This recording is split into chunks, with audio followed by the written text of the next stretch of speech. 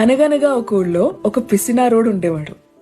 ఎంత పిసినారోడు అంటే ఎన్ని డబ్బులు సంపాదించినా చిన్న గుడిసె లాంటి ఇంట్లో ఉండేవాడు.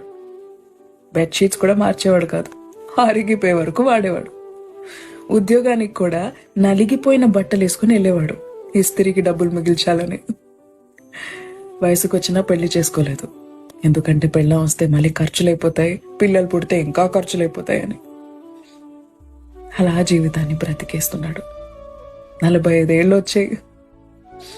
ఇంకా నేను రిటైర్ అయిపోతాను అని అనుకున్న సమయాన తన ఇంటి తలుపు తట్టి మరీ యమధర్మరాజు లోపలికి వచ్చాడు. ఈ సమయం అయిపోయింది, పదా అని. అప్పుడే అయిపోయిందా?